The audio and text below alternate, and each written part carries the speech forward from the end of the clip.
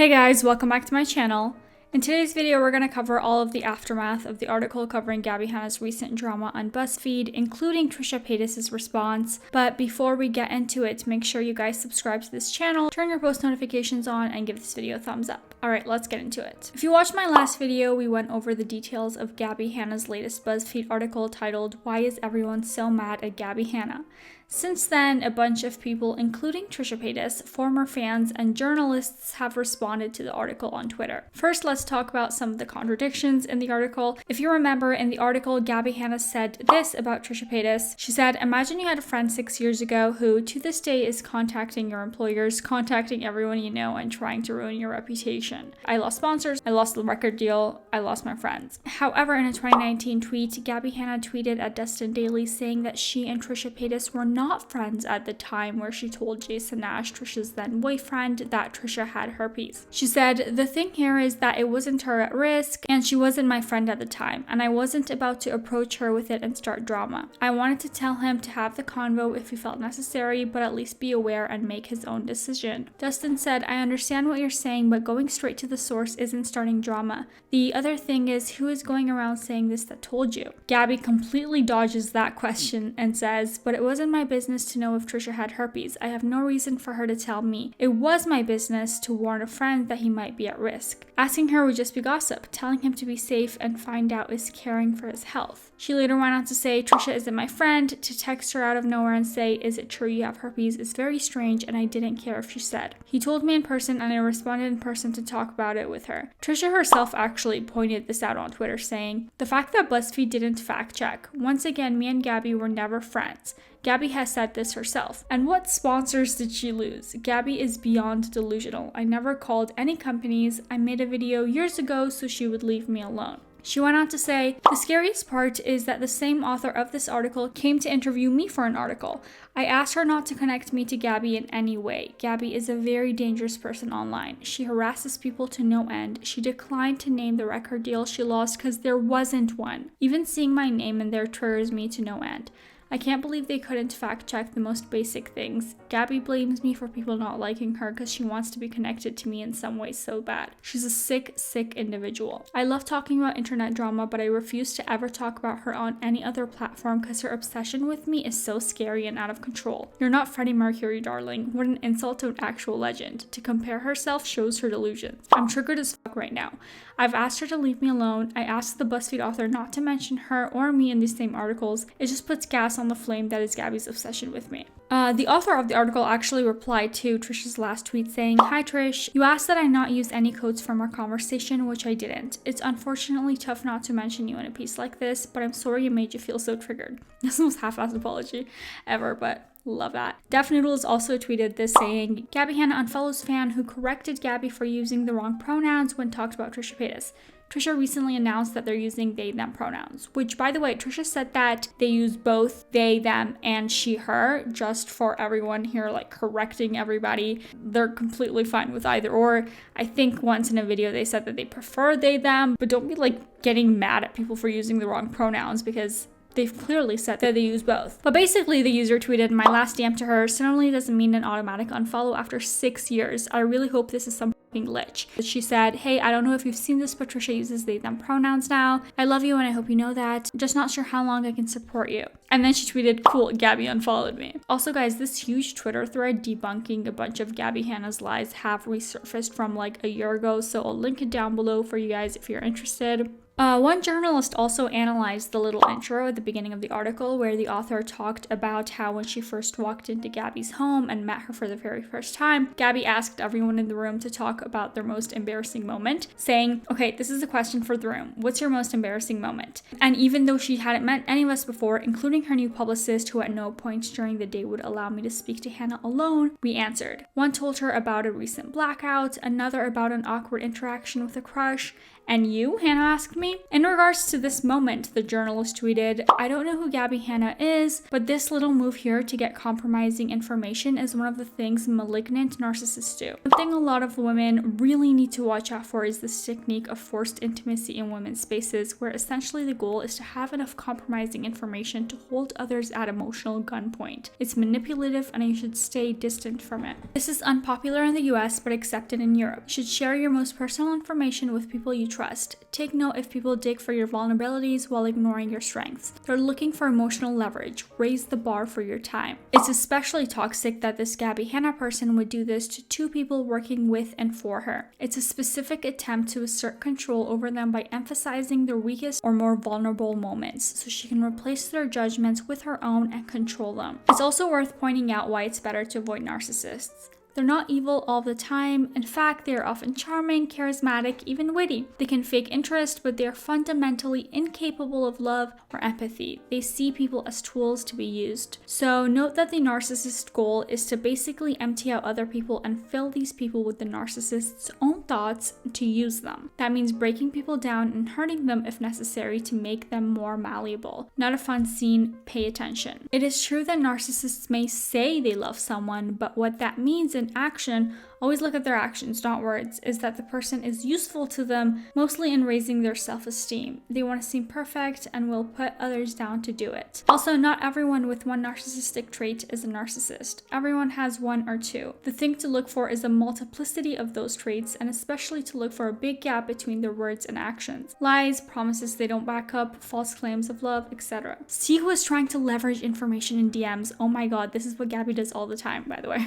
If you can add money and call it blackmail, then it's definitely emotional blackmail. It's a desire to control others. They can be determined, but give them no facts. One user replied saying, in regard to what you're saying about malignant narcissists, I had a couple questions. If Gabbie Hanna, for example, were a malignant narcissist, is it possible she's not aware of it? Or does a malignant narcissist know 100% what they're doing when they're doing it? The journalist replies saying, they know they're manipulating people, yes, but to them it feels like breathing air. They care only about any means necessary to get people on their side. They lack empathy, so they genuinely do not care if any other person is hurt. They blame the other person for being hurt. So I don't know if she is, and it can be hard to tell if someone is on the high end of the spectrum narcissistic traits. Narcissists aren't monsters. They are just in a constant state of heightened self-defense, so they have no bandwidth for empathy or love for others. Rachel Oates also spoke on the BuzzFeed article. Rachel Oates is the girl who made YouTube videos reviewing and criticizing Gabbie's poetry a while back. She and Gabbie had a lot of beef for a moment, and if you recall from my last video, Rachel also did provide a statement on the matter saying, I've never harassed her, I've never called her names, I've never mocked the subject matter of her books, I've only critiqued the writing style and apparent laziness of her work. I hope Gabbie has her family and friends around her to support her, but I just want her to leave me alone. Why do I keep hearing that from people about Gabbie? Rachel posted her response to Gabbie's interview on her Instagram story saying, wow, Gabbie's really out here exposing herself in this BuzzFeed interview. Basically said, yeah, I'll just call a victim of domestic violence and abuse by an actual narcissistic abuser a narcissistic abuser herself because I will capitalize on the opportunity to promote something. Sickening and disgusting. She really couldn't care less about dragging up my still fresh trauma, trying to ruin my career, and just being a mean person all to promote a song. I didn't think I could lose any more respect for her, but here we are. I said before, I just wanted her to leave me alone because I thought she was ill, but she really wasn't, was she? She's just a bad person who owes me an apology. I'm genuinely upset. She thought I was a good enough critic to ask me to review her second book though, and Dogolescence was out months before she asked me that, and if my criticism of her work wasn't constructive, I have no idea what the hell was. And there she goes calling me a bitch again before going on to lie and claimed I called her a bitch, something which has been proven over and over didn't happen. Her fan took a clip out of context and edited to make it seem like the comment I was making about myself was directed at Gabbie, and now she's spreading that misinformation to even more people. She's a dangerous, mean person, and this is not okay. Thank you to BuzzFeed for including this though. It's just a shame that they gave her this platform to spread more lies and name calling, which I don't think she deserves. In response to the part of the article where Gabbie was like, I might as well do whatever the fuck I want, because guess what? The views are up. You're going to listen to the fucking album because it's about the shit that you guys want to hear about. You're going to watch my series. You're going to read my book. You're going to go to fucking obsess over every movie that I do. You're going to pay for my Patreon to see my private content. In response to that, Rachel says, meaning I don't care about anyone else's feelings as long as I feel relevant. Disgusting behavior and a disgusting attitude. Can we just stop giving her attention now? Don't watch her videos, don't read her lazy books, don't give her money, don't encourage this kind of selfishness in her or anyone. Oops. This is unrelated, but the article also mentioned a prank home invasion video posted on David Dobrik's channel that Gabbie said that they had to refilm the ending to because her original reaction was so severe that it couldn't be used comedically. Gabbie said, as I think you know with the vlogging community, the longer you do it, the more extreme shit has to get in order to get the views. I was like, I don't like this, I'm uncomfortable. She also declined to say who the video is about, but the David Dobrik video is still up, and someone found it and posted the exact clip on Twitter, so here it is. Earlier this morning, I posted a vlog where I scared a bunch of my friends into thinking there was an intruder in the house. Gabbie hardly ever watches my vlogs, so there's a 75% chance that she has no idea about the prank whatsoever. That's why we invited her over tonight, and we're gonna do the prank on her and see how she reacts. Hey, stop!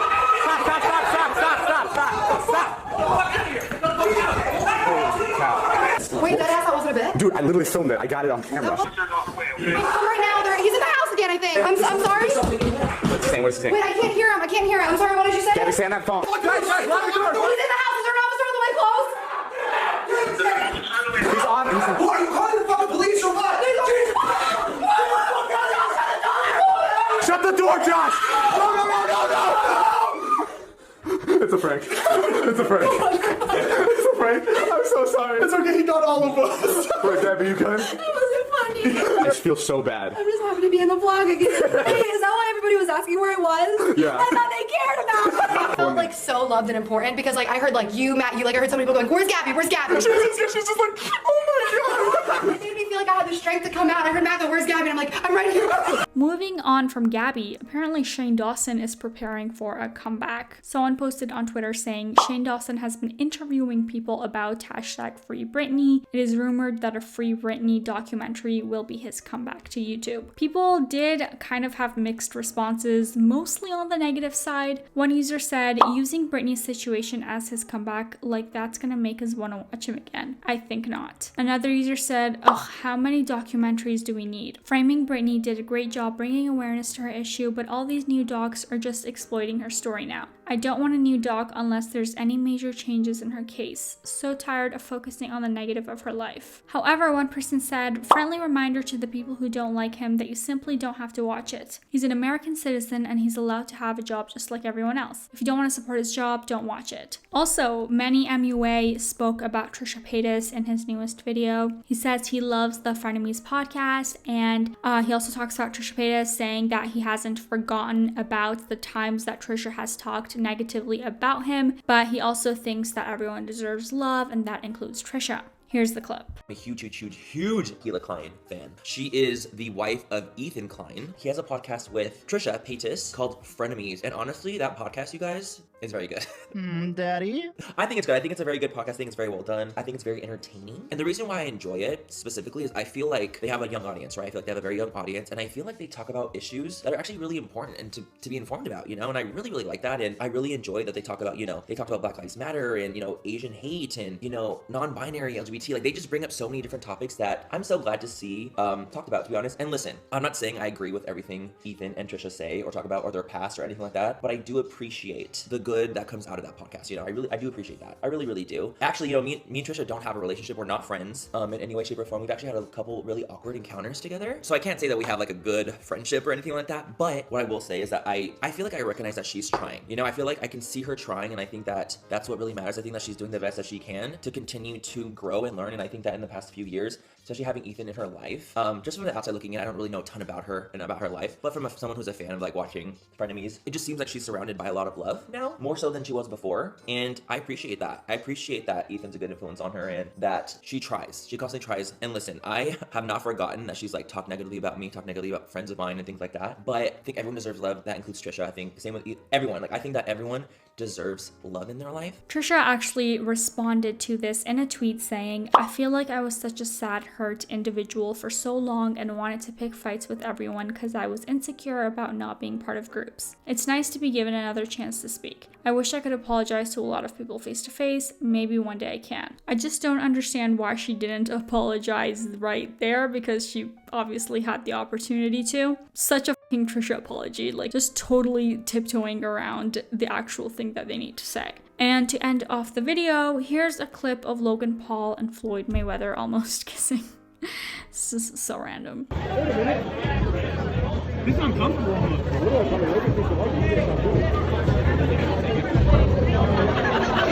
Hey, Wes, we're next. Break it up. Alright you guys, that was it for today's video. Thank you guys so much for watching. If you liked it, please make sure to subscribe and give this video a thumbs up. I post new videos every single week. Bye!